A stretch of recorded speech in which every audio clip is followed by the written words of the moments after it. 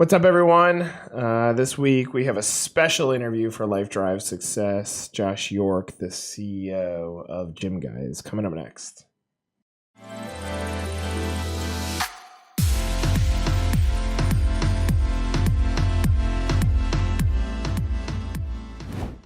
All right, dude. The benefit of me having a cold is that my voice is almost as deep as yours, and I sound almost as cool as you. So thanks for joining. You got it, my man. Thank you for having me.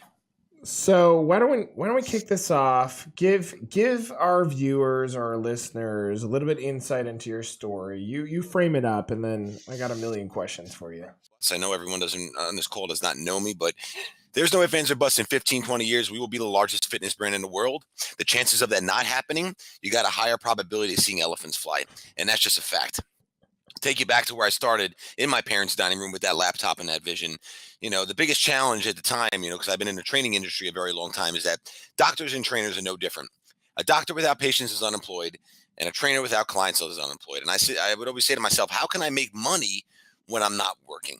Well, graduated from college, I got my bachelor's degree, and I said, you know what? I need to get a 9-to-5 job. So I took a 9-to-5 job working for a marketing firm, and I was working for a boss. And let me tell you, that is the worst possible thing you could ever do, is work for a boss. And I'm in this negative environment. I like to take negative signs. I like to slice them down the center, make them a positive. I like to be around positive people. I like to put out positivity, because then you get positivity back. And here I am working in this environment, and I said, you know what? I'm one of those people that's in that 85%. 85% of people drive to work every day committing spiritual suicide. They hate their job. They stare at the clock all day. They're miserable. So for me, I wanted to do something that I love, something that I'm passionate about. So I went back into fitness. And at the time, one of my clients came in late one day and said, Josh, I wish you can come to my house. I just don't have any equipment. And that stuck with me. And I said, wow, this is like one of those ideas where it's like, why didn't I think of this? How great would it be if I got a van, stocked it with all the necessary equipment, 365 pieces to be exact, went out, provided our 3 C's, which are our core competencies, and that's convenient, customized, and creative workouts, service clients anywhere, home, office, pool, park, place of worship, hospitals, senior homes, assisted living facilities, daycares. You want to work out in a closet? We can work you out in a closet. We've done workouts in parking lots, pizzerias, you name it. We bring the workout to you. GYMGUYZ was born. GUYZ is an acronym that stands for genuine, unique, you can do it, zero excuses. And GYM stands for get you motivated. And today we are the fastest growing fitness brand in the world. We cannot be stopped. In 4 years, we have over 250 locations in 3 countries in 30 states. Holy shit, is that a lot of energy? That's how we do it, baby. All right, now, seriously, let's break this down a little bit. You're at a job. You have a boss, someone that you don't respect. Before you're Josh York today, you have to have something that fuel, and that's the name of your book. You have to have something else inside of you that's motivated you to be this person that you are today, because there's no way you walk into that job and have the same energy that you have now.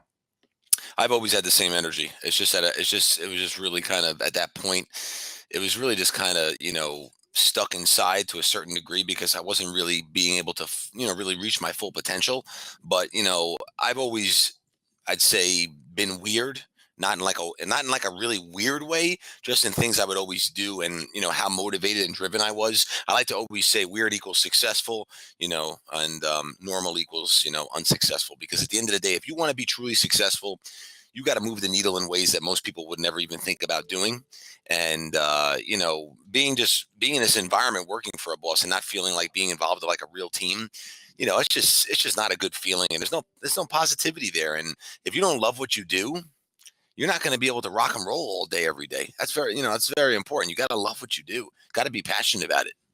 So in some way, did that boss, and not even that boss, anybody that didn't see this Josh York ultimately miss out? Because you start this off by saying what GYMGUYZ is going to be, and that elephants are going. There's a better chance of elephants flying than this not happening. That means someone missed seeing this inside of you that they could have applied to their business and maybe given you equity at that point. But someone missed this before this energy was unleashed, right? It's funny, Nick. I don't know why this just came up in my mind, but it's really funny. I haven't thought about this in a very long time. It's crazy, actually. I remember I went on a job interview to do like some insurance. I don't even remember what it was. I have no idea. Some insurance job. And I'll never forget, I interviewed with this guy. And I remember at the end of the interview, he's like, holy smokes. He's like, what are you doing here? He's like, get out of here. He goes, let me tell you something. I interviewed thousands of people. I've never met anyone like you in my life. You are a special, special individual. I'll never forget that conversation. He says I was a unicorn. He said, you got to get out of here. You do not belong here. I'll be seeing you in the newspapers and TVs one day. I'll never forget that. And I don't know what just made me spark that in my mind. But I remember going for the job. It was in Brooklyn, New York. I'll never forget it. I stopped at this diner first because it was really early that I arrived there. And wow, just kind of give me a flashback there. But look, the energy's always been there. When I was 13, 14 years old, I used to bike to the gym 4 miles there, 4 miles back. To this day, I still understand why I would get up at 3 o'clock in the morning when I had nothing to do all day. But I was just very driven at all different times. When I put my mind to something, I get it done. And so you were hunting this whole life to find something that you could apply that energy to. 100%, yes. So you're sitting at your mom's kitchen table or whatever, and you're telling even your family what you're going to do here. Did you have doubters, or because of that will that you displayed as a young child, did they all believe it, or were people somewhat hesitant? The only person who believed it was my father. He was the only one that really believed it. It was my father. He would always say, and now I tell him, I go, Dad, Dunkin' Donuts is not really big enough. He always would say we're going to be the Dunkin' Donuts of the fitness industry. And now that I joke with him and say, we're going to have a lot more locations than Dunkin' Donuts, But he was actually the only one to really believe. I had a lot of doubters. I actually created a holiday. It's called National Swiss Cheese Day on August 1st. I actually get a half a pound of Swiss cheese every single year, leave it on my desk. I don't even eat it. And I'll kind of share this story. But, I started GYMGUYZ in 2008. In 2007, right before I was getting ready to launch, I used to train a very successful billionaire. And I really admired this guy. This guy was very successful. And I'll never forget telling him, the story about GYMGUYZ. And he laughed at me and said, Josh, come on. He's like, Josh, come on. The business is like Swiss cheese. It's got too many holes in it. You'll never succeed. And fast forward 7 years later, I'm on the front cover of the business section of the New York Times. He saw it, called me up, and I'll never forget the call. He's like, Josh? I said, yes. And it was just like dead silence. And I'm like, hello? He's like, it's Richard. I'm like, Richard who? And I'm like, oh my God. He says, I have to apologize to you. This is unbelievable. And now every August 1st, I FaceTime him when I'm at the deli, and it's kind of like a, look what I did kind of thing as I'm FaceTiming him. But, he's a cool guy. But, look, you choose your own destiny. Look, I really, truly believe your brain and the visual component of seeing this in your mind is very important. You have to literally be able to see this. Like, I just had a meeting during the IFA with somebody. It's a pretty big deal. And You're talking about me? Yes, I'm talking about you, Nick. Yes, exactly. I'm talking about Nick. So I had a meeting with Nick Powell's. Yeah, So I had a meeting with somebody. And this is I actually had a meeting with someone else like 3 weeks prior to this. I literally visualized myself like having this meeting, and I can't explain it. It's just like your obsessions will truly become your possession.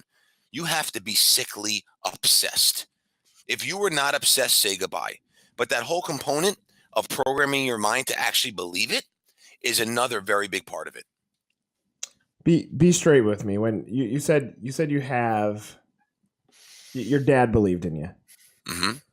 How are you putting aside all those doubters? I know they're motivating you, but how are you going to sleep at night and saying that does not like that sucks? Like, I know I can do this, and these people are saying you got Swiss cheese. Like, how does that not, like, if you step aside and say, all right, truthfully, it still sucked. Did it still suck to hear that?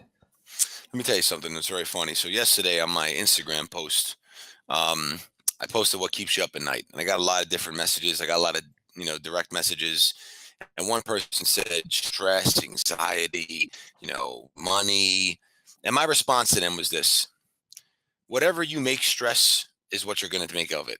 So whatever you actually make of the situation and how you handle it is how the outcome is going to be.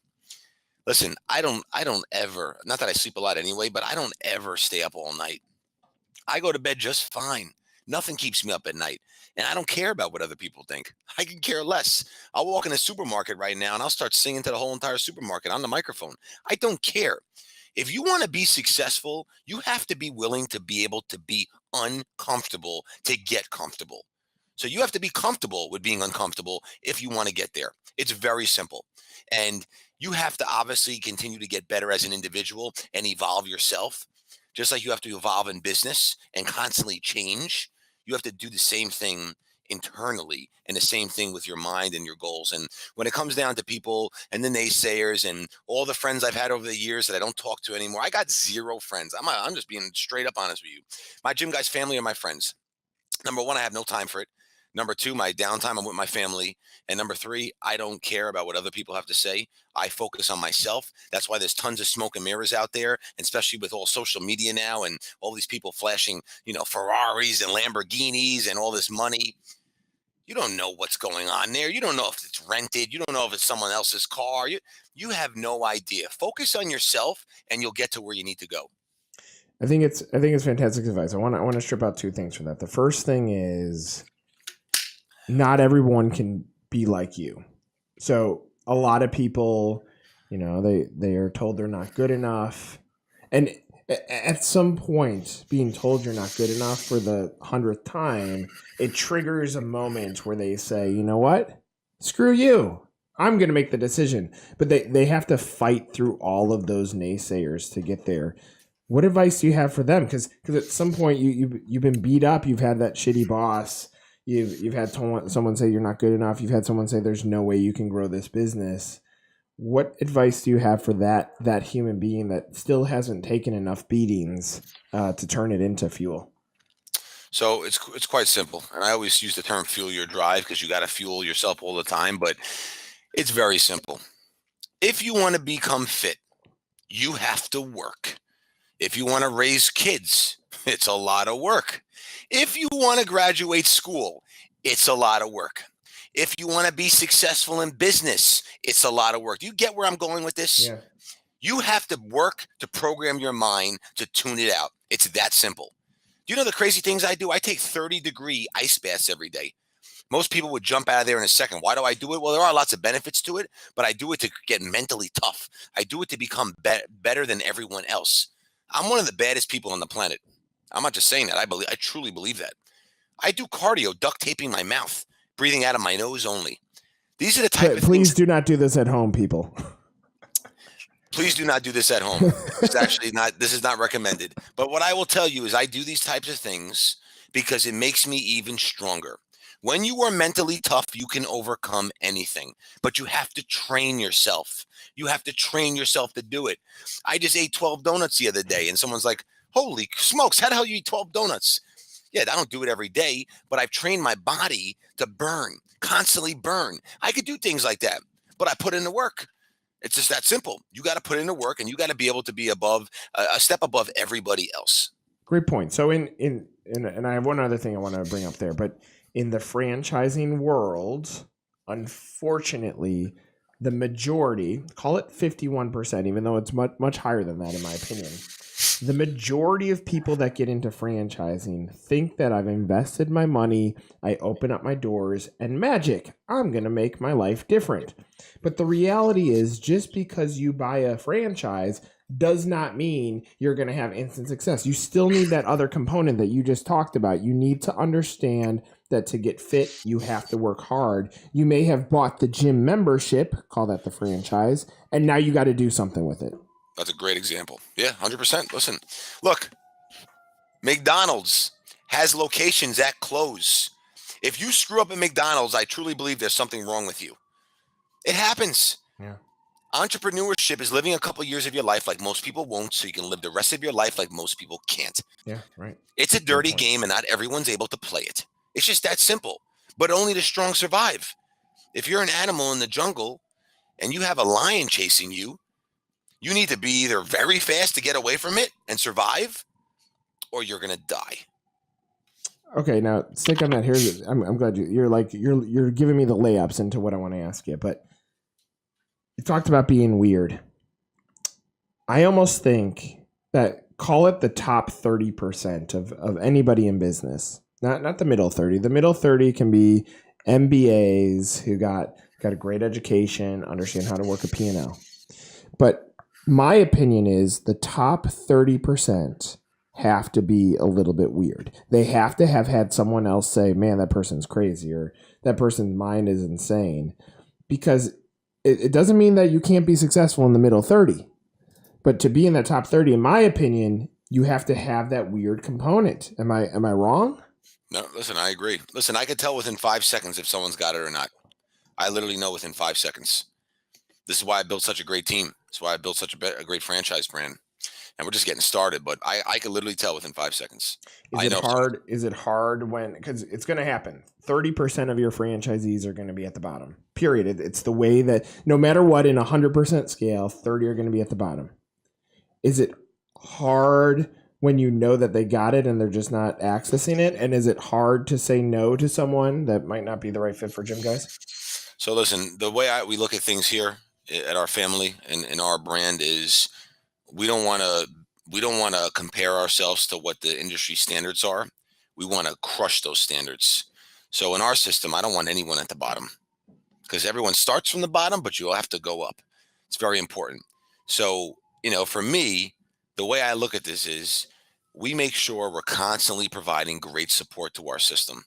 And we're holding everyone accountable on a weekly basis, sometimes daily basis. We break people down into buckets. If someone needs obviously a lot of assistance, if someone doesn't, if someone's moving the needle, if they're not moving the needle, we analyze all this stuff based on metrics, and obviously we're very dialed in on it. But I don't want to be like everybody else. I don't want to have X amount at the bottom or X amount at the top. I want to have balance. Look, our mission is to change the world, and that's what we're doing, one life at a time. It's out of control. But in order to do that, we got to make sure everyone's driving their business. And that's a very, very important component. And that's what we're focusing on, changing the game. Is your motivation internally? Is it your family? Is it your new family? What's driving you right now, man? Honestly, it's a good question. People ask me this all the time. I'm just disciplined and motivated. Does it drive me to obviously have, create success for my family? Of course, 100%. But what really drives me, honestly, I never pay attention to it, and I tune it out. But it's funny to see all the calls and messages I get nowadays, and people who follow me were the people who made fun of me and said I couldn't do it and said, you should open a gym. This is so stupid. And now everyone's got all this respect for me, and they're sending me screenshots of I'm on the cover of this magazine or whatever it is. But at the end of the day, I still don't care about it. The key that really drives me is I just want to continue to make a difference. I'm going to create a legacy. That's what's going to happen here. And we're going to be the best to do it.